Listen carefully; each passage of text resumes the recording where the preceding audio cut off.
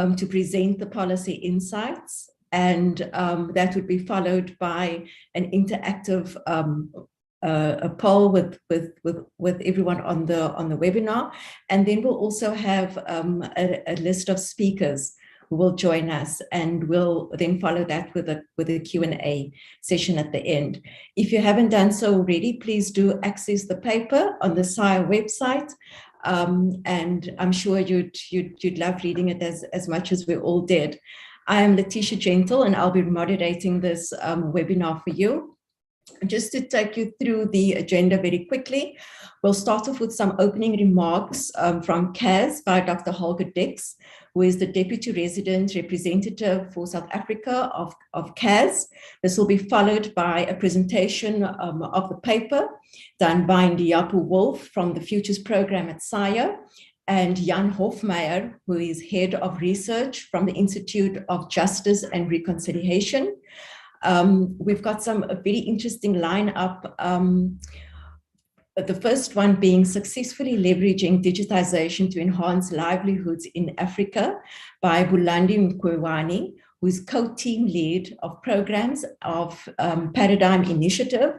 That would be followed by data tracking or surveillance. When is it lawful and should we be worried? By Murray Hunter, who's the Senior Associate of Alt Advisory.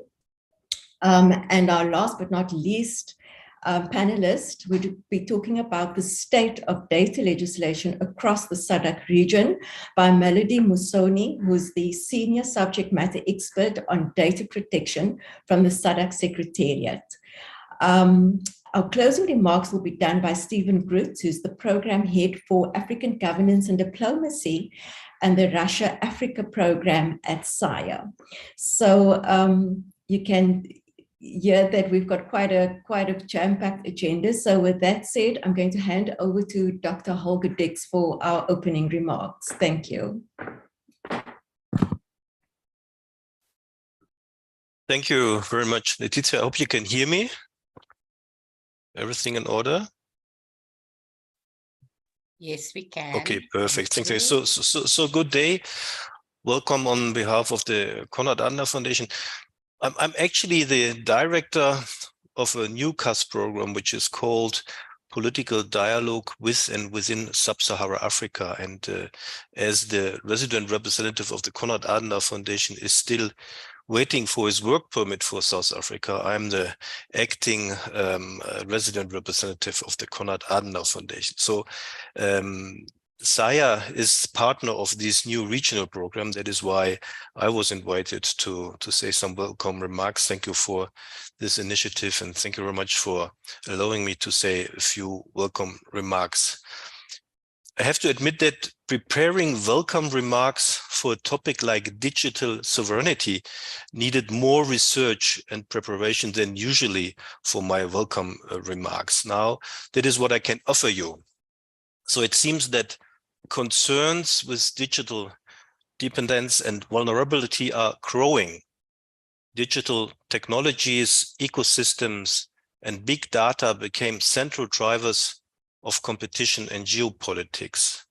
And some see data as a new oil, that has been mentioned in the SAIA report as well. Technologies such as 5G, artificial intelligence applications, and blockchain provoked a redefinition of national security concerns and forced great powers to position themselves strategically.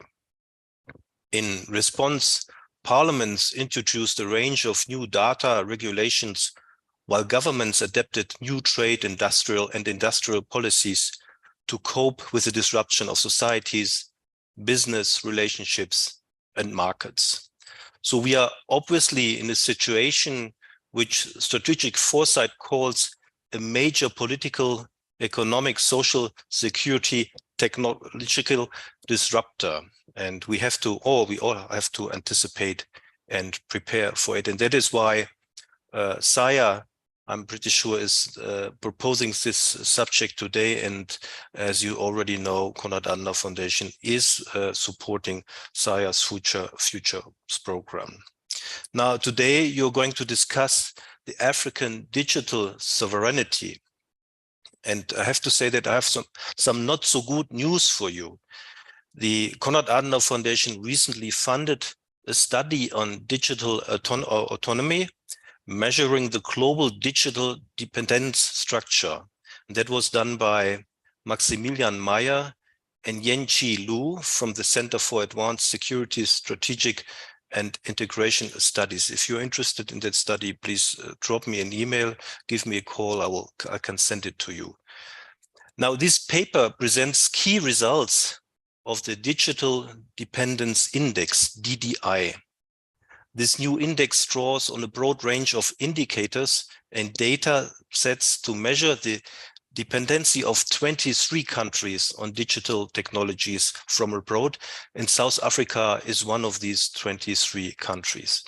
Now, the paper says why results differ greatly concerning different sectors like software, hardware, and intellectual property, and dimensions such as trade and infrastructure. The overall picture shows a high average degree of digital dependence. All actors which pursue digital activities, regardless of whether individuals, firms, communities, or countries, are deeply and perhaps inescapably embedded in a global dependence structure. This means all but 3 from these 23 countries belong to the highly vulnerable group in which digital dependency appears irreversible, at least in the light of usual political timescales. South Africa is amongst these countries, these high vulnerable countries. It seems that South Africa is very much dependent on hardware, a little bit less on software. In addition, the DDI quantifies the distance between the least dependent country, which is the US, and the rest of the world. They call it the autonomy gap. Now, the most significant autonomy gaps occur for Brazil, for Saudi Arabia, Australia, Indonesia, Argentina, and South Africa. And the smallest difference is measured for China and South Korea and Israel. This gap is getting bigger, and only China and South Africa made some progress in closing this gap. And the paper says the near total dependence of most economies on foreign platforms means that data collection is completely in the hand of foreign companies, overwhelmingly from the US. And that is not good news for Africa, by the way, not good news for Germany as well. I'm a German. Konrad Adenauer Foundation is a German political foundation, and we as well depend heavily on others. Now, this news would be even worse if Africa would not have started to prepare for these major developments. And I'm finishing with the good news. The good news is, and the SAIA paper shows it very clearly, that there are quite some interesting initiatives on the African Union level and the regional level. The SAIA paper mentioned the digital transformation strategy for Africa that has been adopted by the AU. And one of the key objectives of this strategy is the creation of a digital single market. And SAIA paper mentions the publication of the AU data policy framework in July 2022. So, ladies and gentlemen, friends, I'm very keen to hear from you, the panelists and the participants of this meeting, what your insights into these topics are and what you are proposing for the SADC region. Thank you very much, and I wish you lots of success for your activity. Thanks. Thank you very much, Dr. Dix. I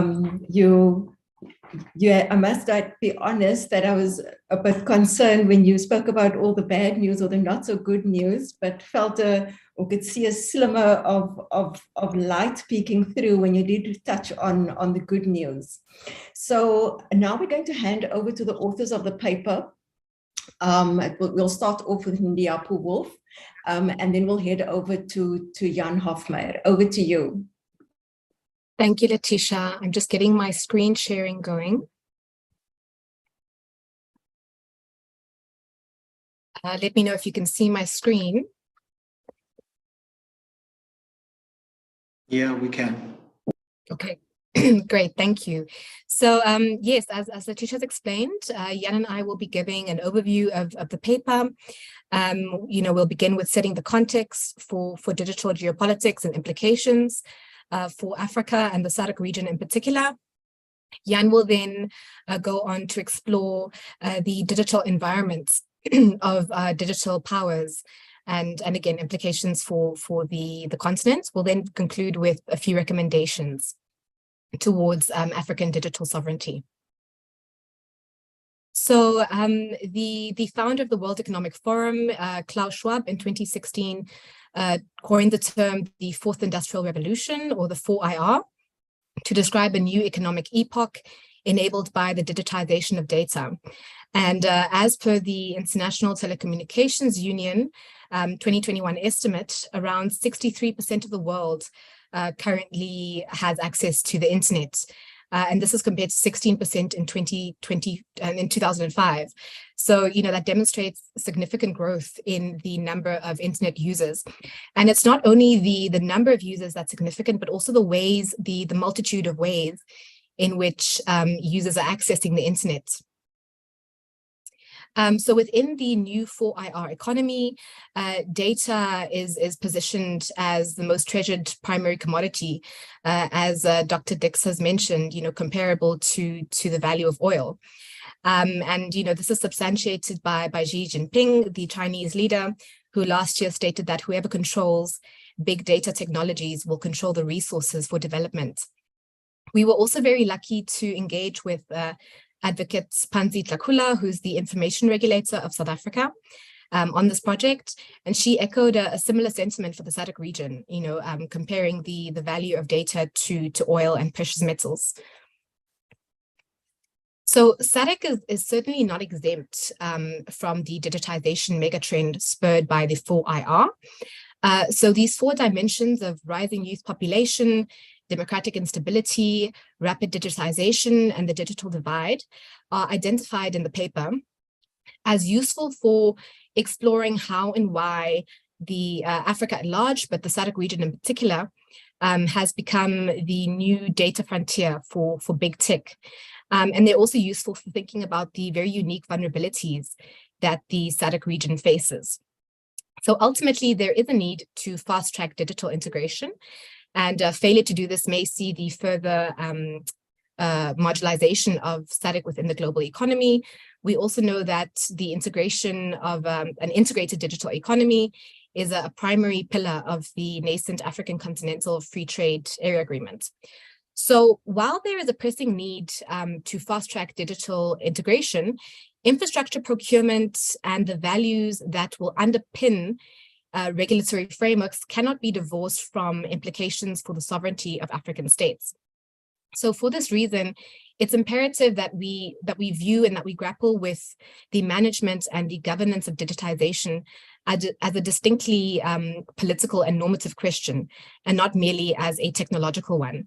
And to build on the words of Jamie Susskind, who's a British digital politics scholar, we are entering a new digital life world for which the ground rules are not yet clearly defined. And so evidence of growing normative and political concerns relating to digitization and its geopolitical capability is the US's Declaration for the Future of the Internet. That was established this year. And last I checked, there were about 61 signatories to the declaration from countries around the world, two of which are African, Niger and Cape Verde. Of course, neither of those are SADC member states. But the declaration envisions that signatories are united by a belief in the potential of digital technologies to promote connectivity, democracy, peace, the rule of law, and human rights. So with that context set, I'll now hand over to Jan, who will explore the digital environments of global digital powers and the ways in which they shape and the ways in which they hope to shape the global geopolitical landscape and implications for SADC. So over to you, Jan. Right, thank you very much, Diapo, also for that introduction. The purpose of the paper that Diapo, Dion, Klut, and I have written was really an exploratory venture to look at the digital futures of Southern Africa and indeed also the rest of the continent. And as Diapo has also so clearly laid out for us, the significance also of the geopolitical dimension of data. She's quoted Jamie Susskind, who's talked about the creation of a new digital life world. And I think with that background that Diabo provided, I think one can safely say that in the future, successful countries will be those that really leverage the digital life world, or the technologies within the digital life world, to improve livelihoods. The powerful countries would be those that really shape the technologies and the governance models that will set the parameters for digital development across the world. And so I think what we wanted to start with is just to provide a very broad, high-level overview of the different approaches of the dominant players within the digital domain that shapes politics, digital politics on the African continent, but also in the rest of the world. And this is like a really very broad overview. And of course, there are exceptions, but we try to look sort of at the very broad trend. So the first one that we looked at is the US model that departs from sort of philosophy of a free and open digital domain, allowing for the free flow of data across borders. So there's sort of very typical sort of globalization scenario role, and a general free flow across border. The approach of government within this approach is really very hands-off, and it is really there sort of in more as an ex post facto regulator of a private sector-driven technology industry. What we see is innovation primarily in Silicon Valley taking the lead, very often through habituation, create markets, and then we only later see the kind of legislation to temper the worst excesses of technology. So in the US, one sees sort of quite sort of strong legislation on government that protects citizens from government exploitation, but it's less competent in terms of the regulation of private companies. We've seen over the past years, particularly 2020 on, sort of the antitrust hearings involving the big tech companies, but they're largely sort of through their lobbying have a very big influence in the way that policy moves. Then we have the second approach, which is a very strong emerging sort of approach sort of globally, and it also sort of dispels the original, very sort of almost utopian vision of the internet as a means to break down borders. And this is the state-centric approach to digital governance, and particularly also the emphasis on digital sovereignty, which in this case really means the control of data within the borders of particular countries. China is, of course, the major sort of exponent. This kind of control varies, but in China particularly, we see the state being sort of in control and having steady access to citizens' private data. The role of government in this model is also a central driving force for shaping innovation and technology systems also that are aligned with the priorities of the state. So in this instance, much more state-driven.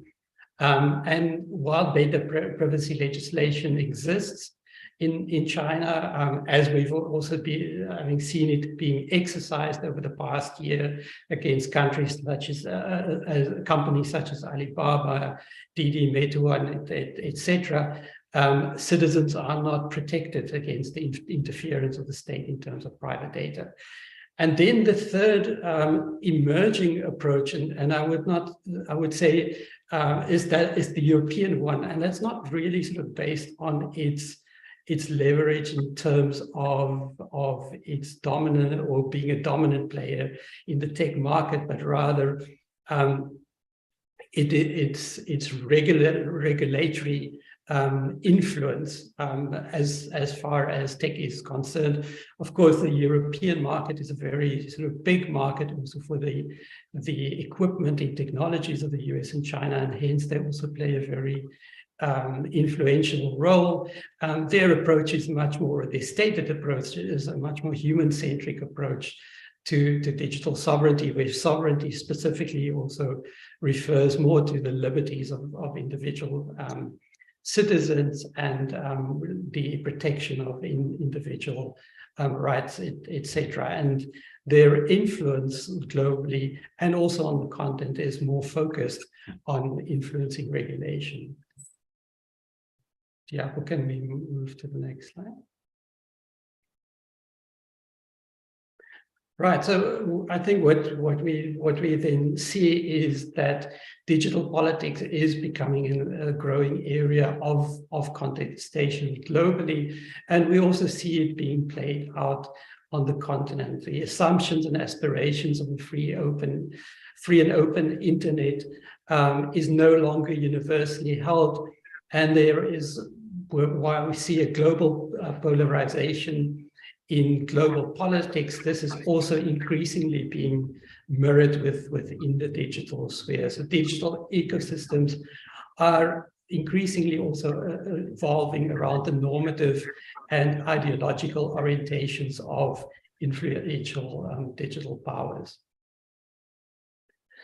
In a global economic decoupling scenario, which many people are increasingly also talking about, as the world is becoming increasingly polarized and also being accelerated currently by the conflict in Ukraine. This may also imply distinct digital ecosystems and spheres of influence. We've seen this sort of sphere of influence as far as the Chinese approach is concerned, particularly through the Belt and Road system and also its digital equivalent, the digital Silk Road. And we've seen Western initiatives trying to counter these authoritarian approaches to internet and digital governance through things like the Declaration for the Future of the Internet that Diapo has mentioned earlier, but also increasingly sort of close collaboration between the US and the EU in the EU-US Trade and Technology Council, TCC. It's also interesting that there is not necessarily complete consensus between the EU and the Europe in terms of their approaches, where the major sticking point is also the private use of private data, as well as the regulation of big tech companies, and particularly American big tech companies in Europe through the Digital Services Act and the Digital Markets Act. Next slide. So where we find ourselves in Southern Africa is a very pivotal moment for SADC and the rest of Africa to be competitive in the global economy. It needs to accelerate its digital development, and that means the digital divide needs to be closed. Also, the African Continental Free Trade Agreement largely also relies on the creation of a digital single market to facilitate digital trade across the continent, and this will require the creation of an integrated and interoperable digital ecosystem. This has got implications, therefore, for the kinds of infrastructure that is being procured, the digital values that countries, regions, and the continent subscribe to. And also the larger digital integration process, particularly if the world moves further away from its current sort of globalized and integrated nature to one that is more fragmented and possibly also more decoupled in terms of economic spheres of influence. Next slide, Ilya. So let's then look at the kinds of influence that are being sort of exerted by these major players. And again, here I have to emphasize this is being done in very broad strokes. But so if we look sort of at the areas where China is dominant, is particularly around network infrastructure, it's been responsible for the creation of almost 70% of the 4G infrastructure on the continent. To the extent that 5G is being rolled out, it is almost completely dominant in that regard as well. This is being done through state and private sector partnerships as part of the Belt and Road framework, which incorporates the Digital Silk Road. And some of the key initiatives under which this has been done has been the China-Africa Partnership on Digital Innovation and the China-Africa Internet Development and Cooperation Forum. The United States, again, is much more dominant in the area of software, also occupying increasing market share as far as the laying of undersea cables is concerned. Google's Equino cable, recently the To Africa cable by Facebook are two sort of prime examples. It's largely private sector led, but increasingly also built under the Build Back Better World initiative of President Biden. The key initiatives being put forward by the US is really, I think, most evident in the most recently released US strategy for Sub-Saharan Africa by Anthony Blinken on his recent visit to South Africa, and it is still largely being driven by private investment. The European approach has been much more in terms of support towards regulatory environment. The approach is largely state-led, but also the crowding in of private sector investment. It's increasingly being done sort of under the auspices or the broader auspices of the Global Gateway Strategy. And key initiatives in that regard include the EU-AU Digital Economic Task Force, the D4D Hub, and the EU Flagship, and the Innovation Bridge. The last three are very strongly also being supported by the German International Development Agency, GIZ. Next slide. So what are we seeing in terms of the emerging character of Africa's digital landscape, which also impacts on Sub-Saharan Africa? Within the AU, there's impetus towards continental policy. The different measures has been mentioned earlier, the Malabo Convention, the AU Digital Strategy, the Data Policy Framework, and we see this sort of regulatory body of policy sort of emerging with a strong emphasis on digital sovereignty. But I think there's still much to be done in terms of the articulation of what that sovereignty really means. There's a number of digital policy frameworks emerging on a national level, but weaker integration at the regional level. And it therefore becomes really critical that we start to develop an effective and nurturing digital ecosystem. But that will largely hinge also on the infrastructure and the implementation capacity as far as the regulatory dimensions is concerned. Also important, and I think this is one of the major points that we want to make, is that the continent and also the region and specific countries also need to be discerning in terms of the kinds of technologies that it procures, because in the long term, some of these technologies could create path dependencies, particularly if we see sort of a decoupling also occurring within the digital environment over time. And so whether this sort of occurs will depend on the ability to leverage the competition for influence that we are increasingly seeing, the extent to which the digital decoupling in the sort of broader global economy takes place, and also the ability to develop a unified continental voice on the development of digital norms, values, and standards globally. If this does not sort of occur, I think one might return to a scenario where the parameters for development will largely be determined by the powers that be within sort of the global sort of tech domain, and it would not really speak to the real development needs of the continent, and that would be an opportunity missed. Thank you, Ndiapo. Over to you. Thank you, Jan.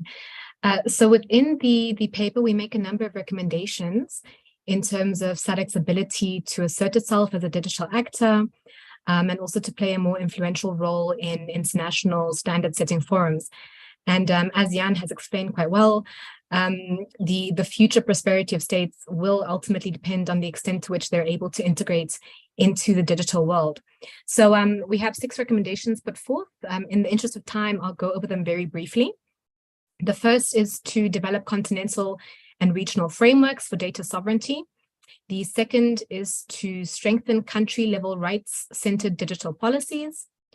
The next is to promote data as a collective resource for good. The fourth is to bolster continental influence over international standards and norms. The fifth is to boost infrastructure investment. And last but not least, to foster digital innovation ecosystems. So I know we are running behind on time a little bit. These recommendations are unpacked in quite a bit of detail in the paper. So I'd kindly refer you to those and come to the end of our presentation. So Jan, unless there's anything else you'd like to add, I'll hand back over to Letitia. Okay. Thank you very much, Ndiapo and Jan. We do have a question from the audience. I think it's from Fanny Kluter. And the question is, successful digitization and its uptake depends inter alia on reliable physical infrastructure awareness and education and training like electricity provision, broadband, hardware, software, and digitally literate citizens. How digitally ready is SADC in this respect? And is optimal utilization of 4IR tech not currently a bit pie in the sky? What are your estimated timeframes for digital readiness for the start of general digitization success? So Ndiapo and Jan, I'll just ask you guys just to respond to that while we set up for the Mentimeter poll. Over to you. Jan, do you want to go ahead? Yes, so that's a mouthful, and I'm not going to try to answer all of them because I do not know sort of all the answers to that. I think Prof. Kluter makes a very a good point, and that is that you can have all the technology sort of at your disposal, but if your reach is not sufficient, then it will only benefit those who have access. And you know, one can also develop sort of a number of scenarios around that. But I think one that really sort of stands out for me, which I think largely describes the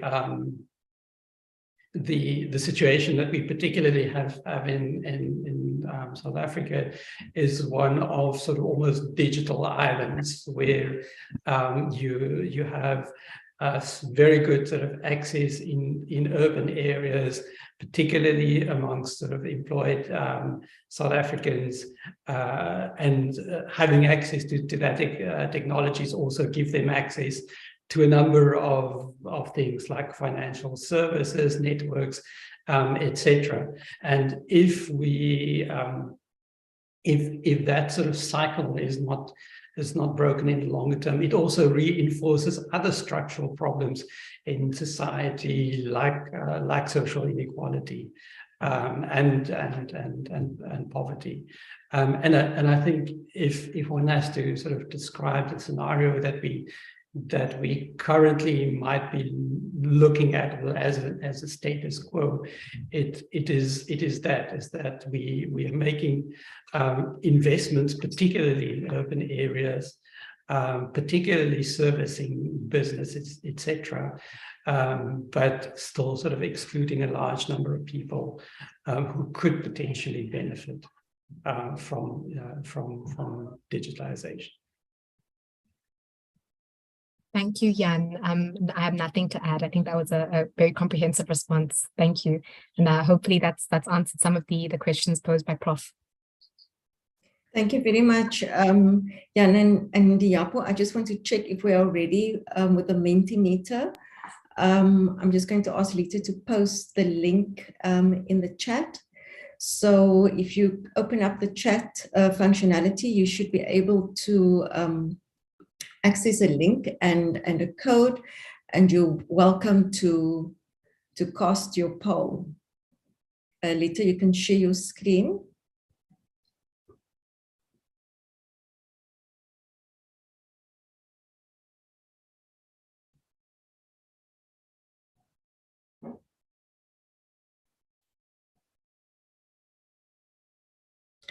Yeah, so the question is, which digital governance approach is most likely to emerge in SADC? And yeah, it's quite small. I just want to see if I can open it up.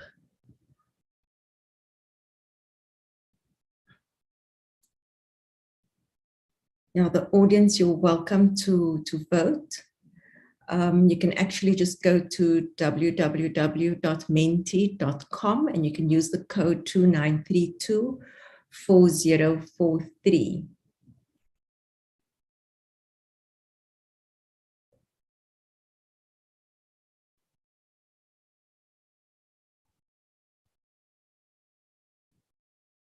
Seems like we're very much a polarized sentiment or polarized view.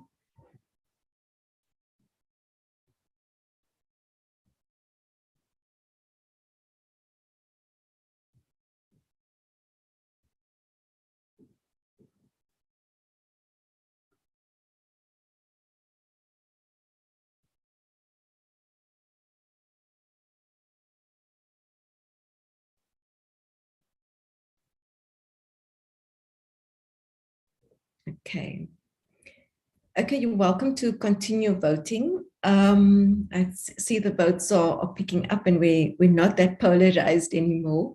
So you're welcome to cast your votes as we continue, and we'll definitely post the presentations as well as a copy of the webinar on the SIRE links. So in the interest of time, we're going to head over to our agenda.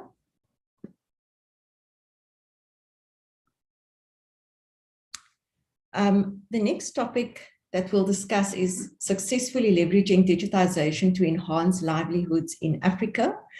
And the panelist is Bulandi Mkwewani. Over to you, Bulanda. Thank you very much, and good afternoon, everyone. So it's afternoon on my end. My name is Bulanda Mkwewani, and I'm a policy and capacity building lead at Paradigm Initiative. Paradigm Initiative is a Pan-African digital rights and inclusion organization headquartered in Nigeria, but we have 5 other offices across the continent and a presence almost in every other African country. I am based in Lusaka, Zambia, but this afternoon I'm speaking to you from Ethiopia. So Paradigm Initiative really, as a digital rights and inclusion advocacy organization, we work through ICT skills training programs, capacity building on human rights in the digital age, research, policymaker engagement, amongst other initiatives. So this afternoon, I'll be briefly speaking about successfully leveraging digitization to enhance livelihoods in Africa. First of all, allow me to congratulate Saya for the launch of this paper.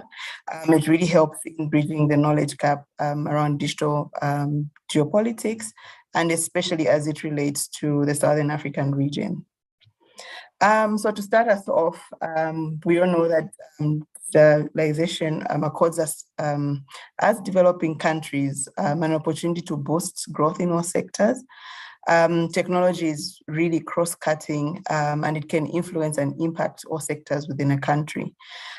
So be it, as you know, my colleagues earlier alluded to, in terms of delivering economic growth, health and social services, communication, and even prudent use of resources. We see that digitization also, of course, spurs innovation and poses various advantages that I really won't get into detail, but we see, of course, it comes with increased efficiency, increased productivity, lower operational costs, improved transparency, and of course, faster decision-making. And in speaking about the fourth industrial revolution, so it is said that this is, Africa's one chance to leapfrog into development. There's actually an adage now where it said that, Africa missed out on the Stone Age, we missed out on the Bronze and Iron Age. So really, this is, technology offers us that one chance to leapfrog into development. So as program initiative, earlier I mentioned that we offer an ICT skills training program. So 15 years ago, we had this vision where really we could envision that the development trajectory would one day be, tech-based or tech-heavy. So as our effort to enhance livelihoods, we began to offer this ICT skills training program targeted towards youth as a way of our contribution to enhance livelihoods. And we've, over the years, trained thousands of young people who've gone on to become entrepreneurs and have joined the workforce. So in speaking about technological uptake in SADC, I would say that currently, I think according to the SADC Secretariat, we're at about 60% uptake. Of course, we are one of those regions that has been privileged that our infrastructure has been moving or growing almost at the same time as the technological uptake. Whereas you have regions such as West Africa where they deployed infrastructure, and then now it was almost a case of having to ask people, convince people to now begin to use technology. So we are really, really privileged that our technological uptake and infrastructure seem to be moving in tandem. And in terms of, even just trying to assess technological uptake within the SADC region, if it's just as simple as assessing, the different internet penetration rates across different countries within the region. However, it's also interesting to note that many countries are struggling to finance technological projects. As we know, investment in technology is not so cheap. It really does require heavy investments, especially in skills and in infrastructure. And of course, with the COVID-19 pandemic, so, in as much as it was a downside, we also see it as a saving grace because it really did force rapid technological uptake within the region and across. We really did see a lot more people beginning to use, digital financial services, e-learning platforms, e-commerce. Almost all of us went, into remote working. And of course, the OECD 2020 report notes that internet traffic surged across different regions, as a lot of us tend to the internet as a lifeline for activities that we would usually conduct within the physical realm. So coming back to how can we successfully leverage digitization to enhance livelihoods? A few key points, which would be firstly investments in skills, and at that advanced ICT skills, which is what, of course, as part of the initiative we have been doing over the last 15 years. So McKinsey, in one of its reports, suggests that about 800 million people will lose their jobs due to automation by 2030. So while digitization promotes employment, we also see that it may alienate those without the requisite skills. So there's really need for countries to update, for example, ICT curriculums and improve ICT skills training programs. So moving from the basics of just digital access, how can you use a computer, how do you use a phone, to more advanced skills. Secondly, investments in infrastructure. So from undersea cables, fiber backbones, communication towers, really in an effort to close the digital divide. We see again from our monitoring that the focus has really been on urban areas. But again, you find that rural areas are left out, but within the urban areas also you have peri-urban areas and other underserved communities. But of course, there's room for more collaboration with private sector in terms of increasing infrastructure penetration. The other aspect would be that of having a sound policy and legal environment. For example, having cybersecurity and data protection laws or broadband policies that speak to making digital services more affordable. So besides enacting laws, being able to have that follow through in terms of their implementation, but also ensuring that whatever laws and policies that we come up with are human rights respecting, and that they align with the current constitutional norms and standards. But of course, with increased digital transformation, there are risks, and some of the accelerated digital. Risk with digital transformation is that there are huge risks of social exclusion of already vulnerable groups who are not digitally literate or connected. So earlier I spoke about, for example, people within rural areas or peri-urban areas, but we also have groups like the elderly who really may not have that capacity, to take up digital tools. We have women and girls who've historically been marginalized, perhaps due to cultural factors, but many other groups, people with disabilities. How many countries actually provide appropriate devices that are tailor-made for people with disabilities? One example that I would point to again is, around the COVID-19 pandemic, a lot of countries within SADC and beyond were rolling out e-learning platforms. But you find that even just within the city, how many learners, for example, could afford data to stay online for a 2-hour lecture or a 2-hour class? How many learners had access to devices or even owned devices? So we see a bit of a downside in that area. But also the other danger is that, technology is data heavy. So there's a danger that if we don't have, for example, sound data protection laws, it could lead to certain human rights violations. For example, compromising of privacy of individuals where, and this could also promote, for example, surveillance by state actors or private companies. And you find that, there are also very limited protections around online violence or online gender-based violence. And to some extent, we see that misinformation and disinformation has increased in the information age. Again, speaking about data protection laws, we see that about 13 African countries have ratified the Malabo Convention, and I see on the program that my colleague will speak to that in detail shortly. But again, there's really been a disconnect in how our data protection aligns with international standards, norms, and frameworks. And then when we speak about emerging technologies, for example, artificial intelligence, Internet of Things, and robotics, there's really a need for human rights considerations in the use and deployment of these technologies.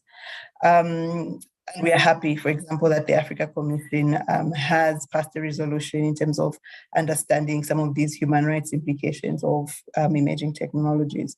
So, there's really need to understand the human rights implications because, for example, artificial intelligence uses algorithms, and this can replicate and even amplify certain systematic and human biases that have existed. So again, and then you find that these biases really function on the basis of data which is not adequately diverse. So in a nutshell, those are what I would point to as, some of the ways that we could successfully leverage digitization to enhance livelihoods in Africa. And I hope I used my time well. Thank you very much, and over to you.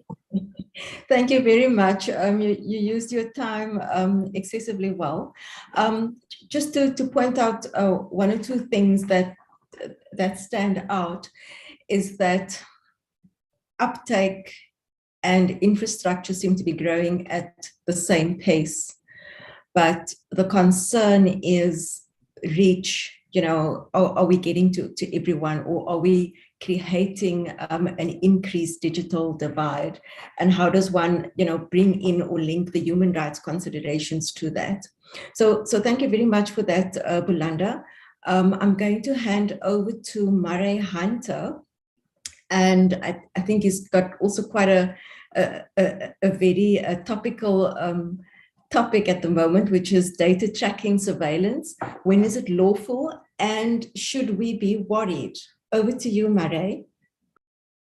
Thank you so much, everyone. And yeah, thank you for a very rich discussion. And I mean, even as I've been sitting here, I've had some insights that have made me want to change some of my prepared remarks, but here we go. Just maybe to explain that Alt Advisory is a sort of a team of human rights lawyers, researchers, and technologists who are trying to explore some of these questions from a human rights perspective of emerging technology, emerging capacities, and human rights online and offline. And this is a very difficult nut to crack. So there is no easy answers. And I would also say that you have one of the only people in Alt Advisory who's not a human rights lawyer. And so as much as your kind of prompting question is about the law, I'm immediately drawn to sort of the social factors outside the law as well. But I guess the question of when data tracking is lawful, there's a simple answer, which is when there's a law. And I know that our colleague from SADC will be speaking to some of the progress we've seen, and I think very valuable progress in advancing data protection law within the region. And we've also heard about the Malabo Convention, very important regional progress towards some kind of framework that will establish data protection norms at a continental level. And that is a very important safeguard against potential abuses and misuse of personal data, whether by a state or by private actors. But as much as I spend most of my time being an advocate for data protection laws, maybe this is an opportunity to be honest about some of their limitations. They are a very important safeguard. But at the end of the day, I mean, the way that we've seen data protection laws play out is that they are often just they establish certain conditions under which data processing for any reason can be lawful and permissible. And they provide some guardrails against the worst sorts of abuses, but they also ultimately they don't seek to shut down, and fundamentally transform society. It's just about creating these guardrails. And what we see is that data protection laws, even very good ones, even well-implemented ones, ultimately do still provide a framework for powerful actors to more or less continue to do some of the things that they would do, as long as that they have lawyered up and been very careful and very carefully structured their processes in a way that meet the conditions that you would want to see in a data protection law. Unfortunately, that even though we'll hear about the progress in passing data protection laws, I think we have 33 countries that now have them in Africa. Passing the law and enacting and implementing the law are two different things. And so once the law is on the books, there's sometimes a decades-long process of actually giving it effect, which requires a lot of time and concerted effort from government, from civil society, from academia to really push in that one direction. So they are not I don't think anyone here would suggest that they're a panacea, but it's just to be realistic about the limitations of what these laws can affect.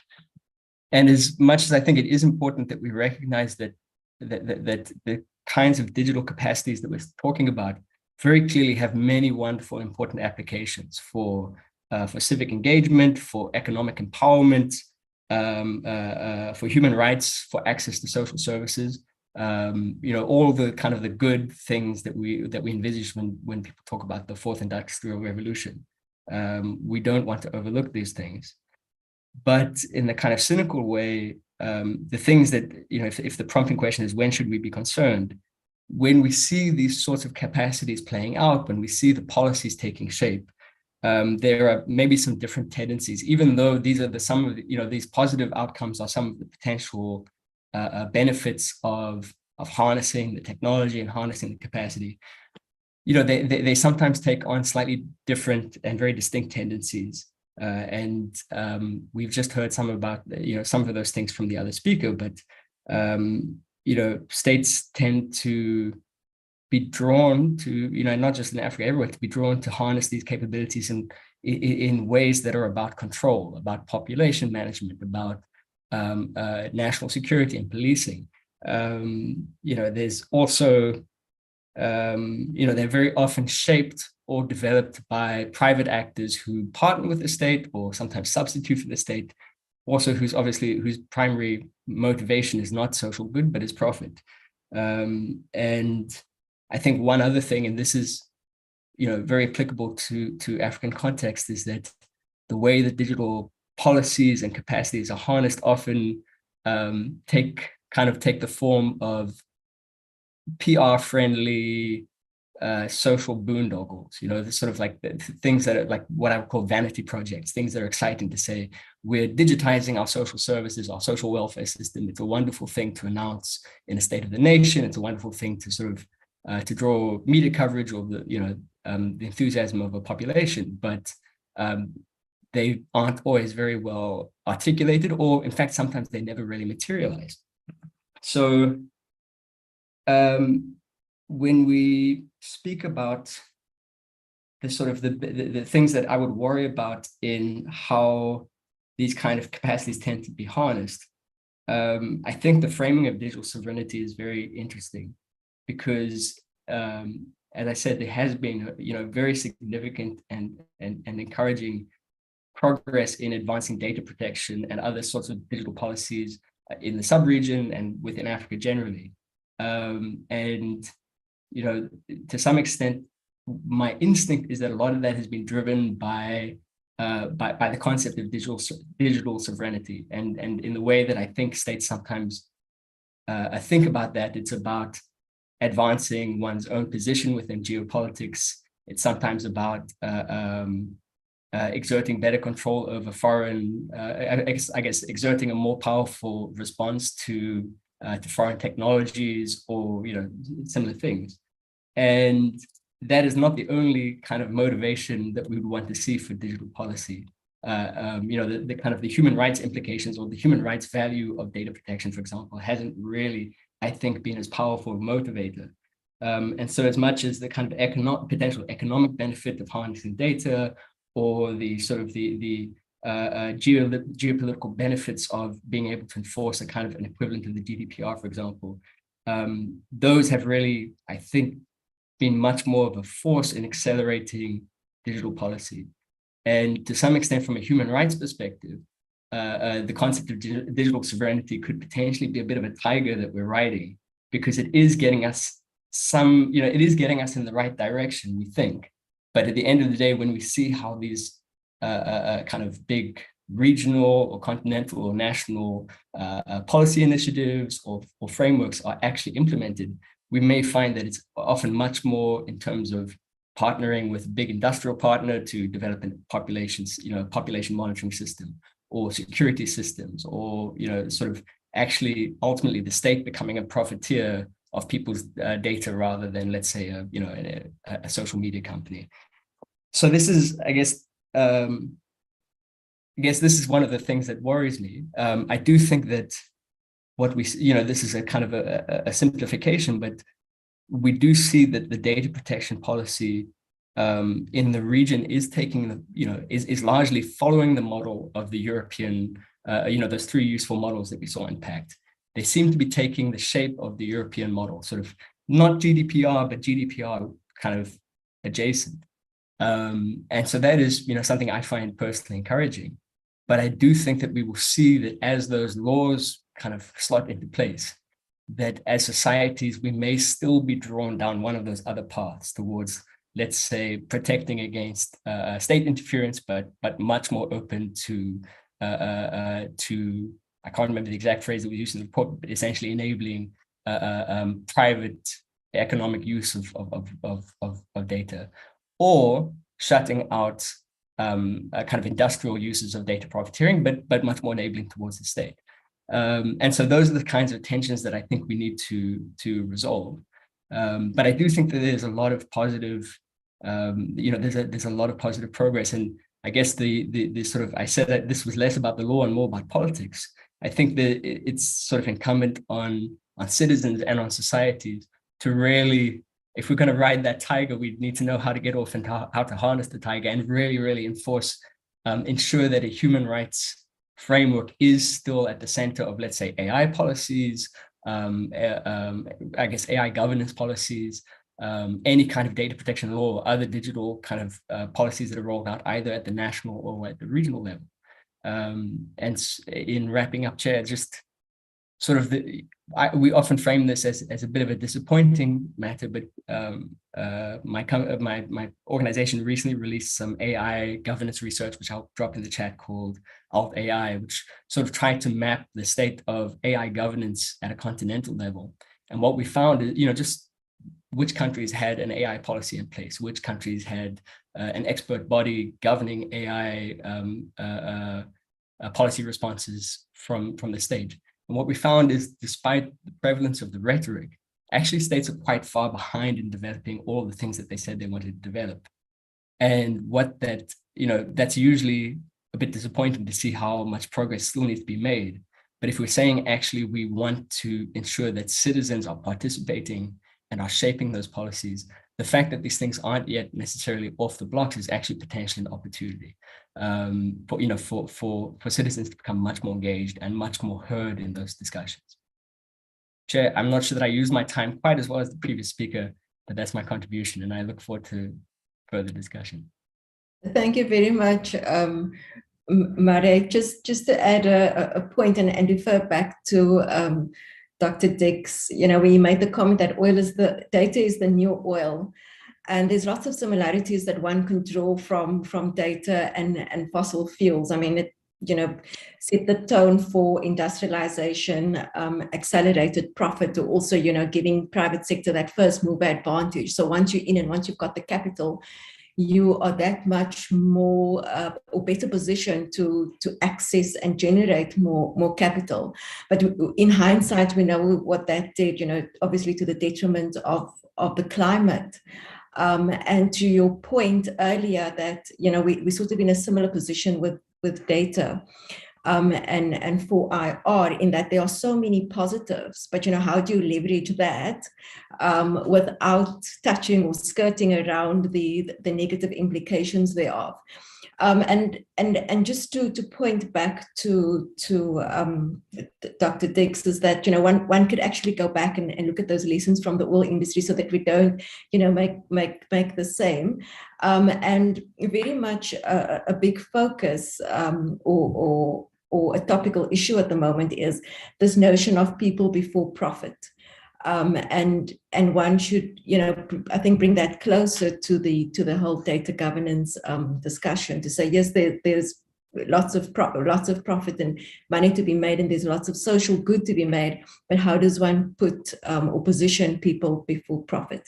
So thank you very much for that. Very, very interesting. I really like the way that you touched on, yes, you can have a law, but it takes a while before you see the benefits of that law really being played out, or it takes a long while for that to manifest in society as well. So thank you for bringing that up as well.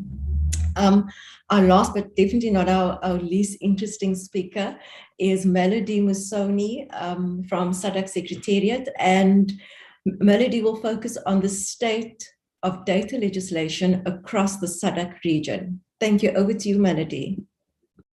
Thank you, Letitia. Good afternoon, fellow panelists and those who are attending this session. So as mentioned, I'm going to look at the state of data protection laws within the SADC region. But before that, maybe it's also prudent if we can give the state of data protection laws at the African Union or African continental level. You understand that at the African Union level, we have the convention. I think the previous speakers have already talked about the Malabo Convention, which is the convention that we have regulating issues on data protection, cybersecurity, and electronic commerce. And in terms of this convention as well, Chapter 2 particularly deals with issues around data protection, and SADC being within the African continent, it's important to know the significance of this convention as well for the SADC region. And what's important to note there is that we have, I think, around 5 SADC member states which have already ratified the convention. And as mentioned by previous speakers, we are currently sitting at 13 ratifications. We're waiting for 2 more ratifications before the convention can actually come into full effect or full force. And then when you look at the African continent itself, there are, I think, around 33 or 34 now countries which now have data protection laws, and the other countries, it's either they are still in the process of drafting legislation around data protection, or there is nothing in place yet. And at a regional economic level, looking down at the SADC region, we have a framework. It's not a legally binding a document that is in place. It's just a framework that was drafted back in 2013, which sort of outlines what our national governments or SADC member states need to consider when they are developing their data protection laws. So that framework is the SADC model law on data protection. And it's also quite interesting to note that of the 16 SADC member states, only 3 at the moment do not have any legislation on data protection. So I think it's Mozambique, Malawi, and Comoros. Those are the 3 countries within the SADC region without any data protection laws in place yet. And as of 2022, I think from July up to now, we saw Namibia and Tanzania also introducing their draft legislation on data protection. And what I can comment on the promulgation and adoption of data protection laws across the SADC region is that we saw that drastic adoption, if you look from the period between 2020 and 2022, where we saw a lot of SADC member states actually working towards implementing or enforcing their data protection laws. I know with South Africa's Protection of Personal Information Act, it came into full operation in 2020. Botswana's Data Protection Act, it also came into full operation in 2021. We saw also Zambia and Zimbabwe introducing their data protection laws. And as of 2022, recently, we also saw Eswatini introducing or promulgating its data protection law. So you see that there is effort from SADC member states to try to come up with laws to ensure that personal data being processed within the SADC member states is being processed lawfully and in line with international best practice and standards.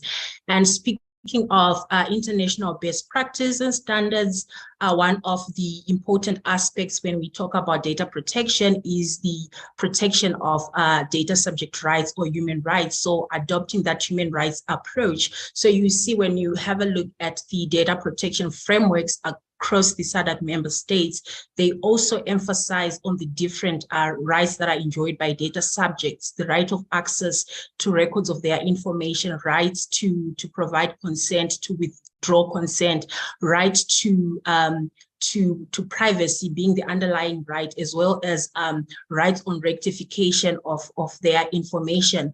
Of course, there are some differences, subtle differences from one jurisdiction to the other.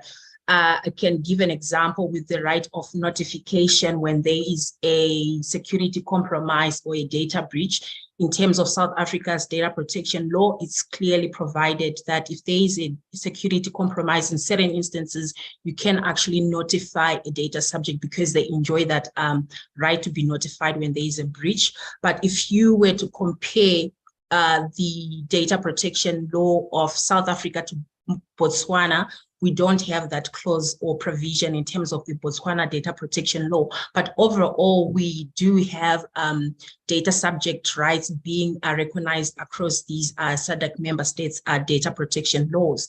And then also, what's also important to note is the issue of data protection authority. So authorities, you notice that some SADC member states, in terms of their legislation, they insist on having an independent and impartial data protection authority who is responsible for overseeing the implementation and enforcement of data protection laws. So if you look, for example, with Mauritius Data Protection Act, there is the requirement to have an independent office in the form of the Data Protection Office. Similarly, South Africa has the information regulator.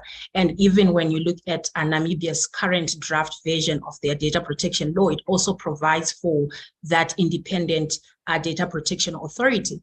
However, some of the SADC member states, besides the SADC model law encouraging them to have independent data protection authorities, some member states do not have that requirement. If you look, for example, with Botswana's Data Protection Act, for example, it establishes a data protection commission, but there is no mention in the actual legislation on the independence of that authority. And then when you look again at Zimbabwe, at Zambia, and Eswatini's data protection laws as well, they do not actually establish an independent authority. Rather, it's an existing authority that has been assigned the duties and functions of a data protection authority. So with Zimbabwe, it will be the Postal and Telecommunications Authority, now taking over the roles of a data protection authority. In Eswatini, it's the Eswatini Communications Commission, and the same with Zambia. The commission is under or housed by the Ministry of Communications. So they, when you don't have an independent data protection authority, there are always questions around how effective will implementation and enforcement of data protection laws will be if the authority or the body responsible for that is not exercising impartiality or is not being independent. And then what I can also note is when it comes to enforcement itself, the SADC member states, they also don't have the same approach when it comes to enforcement. I noticed that throughout the laws, we do have administrative sanctions, but then when you look at the administrative fees that each country can actually fine a data controller or a company that has unlawfully processed personal data, there is quite differences in approach. And the same applies with criminal sanctions. So you see with other legislation, there is no requirement, there are no criminal sanctions for a data processor or a data controller. But when you look at provisions that we have in terms of South Africa's POPIA, we do have criminal sanctions and also issues on remedies available to a data subject as well. You notice that there are in some legislation, there are no remedies available. So if a data subject has complained or submitted a request or a complaint to the supervisory authority and there has been an investigation, it's not really clear what the remedies would be available for such data subjects. And then just to wrap up, another important and interesting issue I can discuss is on cross-border data flows and trying to link it with the issues around digital sovereignty. You also notice that SADC member states do not have the same approach to cross-border data transfers.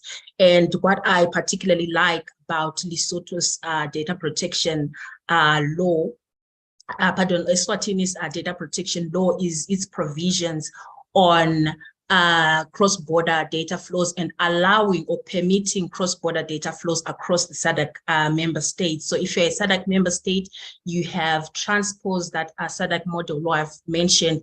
Data can be shared or can move from Eswatini to any of these regions. And then, of course, with countries like South Africa, Mauritius, Zimbabwe, they impose certain conditions that have to be met when you want to share data. Are you going to rely on consent?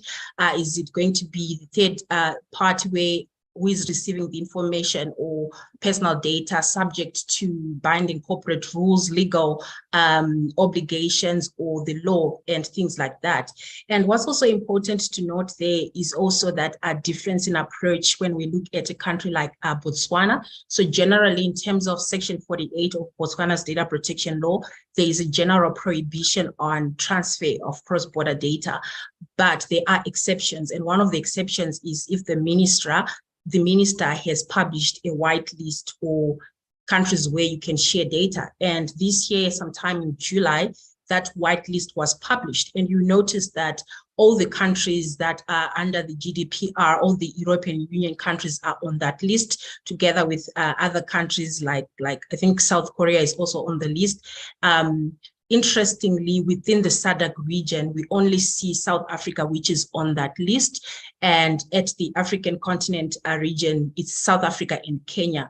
And it's quite not clear why other SADC member states have not been included on that list, considering they also have data protection laws and they also have independent data protection authorities like Mauritius or Angola. And finally, another country within SADC that has quite strict approach to cross-border data flows is Zambia. So in terms of Section 70 of Zambia's Data Protection Act, there is a prohibition of transfer of personal data. So there is a requirement in terms of its law that you need to store data on data servers within Zambia. So that will take us to the issues around data localization and Zambia taking that approach to strict data localization where you can't really share data unless you have to meet some of the exceptions. And that will also impact on issues around international trade. So I see I have gone over time. I will stop here and hand over to you, Letitia. Thank you very much, Melody. You definitely the light at the end of the tunnel that Dr. Dix referred to in his opening, the good news in terms of legislation. We've got about 3 questions, and I'm going to pose them by linking them together in the interest of time. So I think it's from Prof. Fani Kluti, and I'm going to shorten his question. The use of, call it, technology ecosystems, to test, fail fast, learn, and readjust. How do you see that playing out in legislation across the SADC region, to obviously, take the learnings from smaller groups and implementing those. And I think also rightly so, there's also the point being made about the failure of electricity networks, obviously impacting digital rights throughout the region. What is your view on that?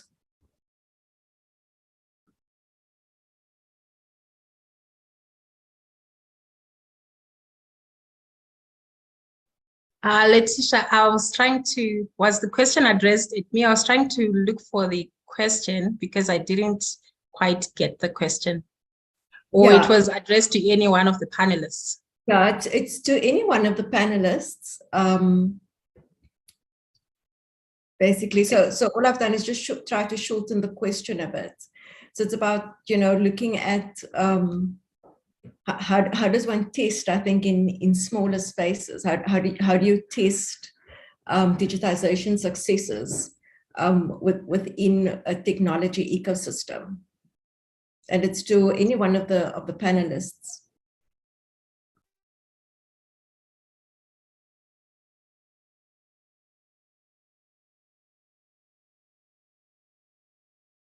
And maybe I'll have a go. I don't think I have the full answer, but this is actually the very narrow answer, which is in the through the lens that I made my contribution is, as our colleague at the Paradigm Initiative pointed out, the initiatives that look like success often result in some form of exclusion. And, in our context, that often means people who are living in a rural area rather than an urban space. People who are less economically successful. In the South African context, it also means Black people, people with disabilities, the elderly. And so if we're actually talking about an inclusive and effective digitization, it's actually, has it bridged those divides? To what extent is this a system that is built to be used by everyone, not the people who are already networked? And, there's a whole bunch of other kind of considerations. Is it transparent? Is it participatory in the way that the policy was made? Is it something that is for the benefit of, I guess, of the public, rather than something that primarily, a service provider or contractor or big industrial partners is the primary profiteer from it? So those are sort of some of the conditions I would look at. And then finally, just to bang on a drum that we've all been banging on, is there enabling legislation in place? And that's data protection laws. And, I guess maybe in this case, it would also be procurement and infrastructure laws that are also about sort of good governance. So those are maybe I'm going to say that was 12 conditions that would be one of the sort of sets of metrics of success. Thank you very much, Mare. This was definitely quite an interesting discussion, looking at the pros and cons, or rather the good news and the not so good news of data supremacy within the SADC region. So with that said, just in the interest of time, I'm going to hand over to Stephen Goods for the closing remarks. Thank you, Stephen. Thanks very much, Letitia. Can you hear me? Thank you, everybody, for a really rich discussion. It's going to be impossible to try and summarize everything that was said, but I think a lot, for me, the things that resonated is how important data is, and the control of data is all about power and access. And it's often said that if you're not paying for a service like your Facebook or your Twitter, you are the service. You are being used by the big companies that run some of these social media sites, and you are the commodity that's being sold to advertisers. I think the last speaker really emphasized the mixed bag that we have in our region of some very advanced and progressive economies and systems for data protection to much less conducive environments. And nice to see Murray, who may remember me from Right to Know days, working on that campaign a decade ago was very enlightening in terms of the Protection of State Information Act in South Africa that was being promulgated, and I think has never been signed. I think it's still sitting on the president's desk, and it was a few presidents ago. So it also shows that people can fight back, people can accept agency, people can make a difference if they are organized and have a common purpose.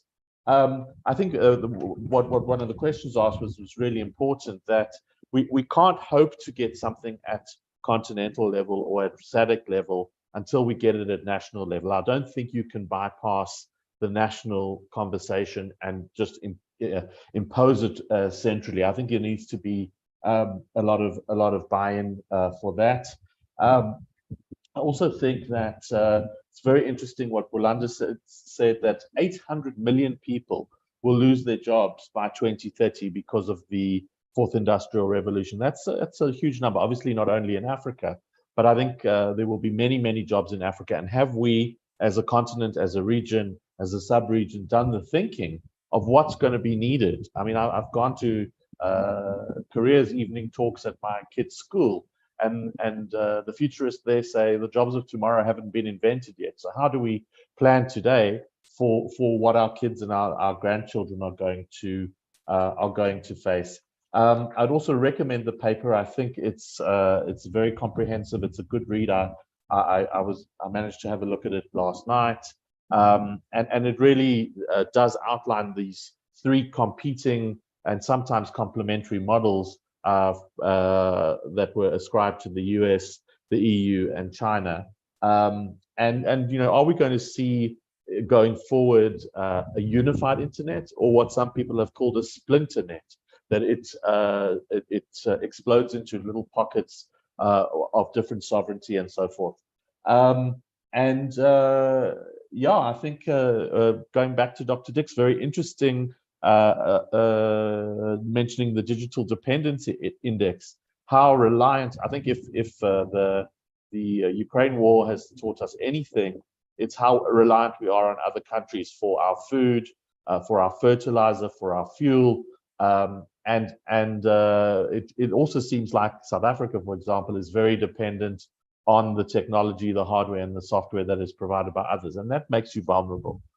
So I think a lot of thinking has to be done. It's good that these conversations are happening, and I will hand back to Letitia for the final closing. And thanks very much to SAI's Futures program for asking me to just do a little summary at the end. Thanks. Thank you very much, Stephen. Thank you also to our speakers. It was really an excellent discussion, much to be reflected upon. You can access the paper by clicking on the links in the chat.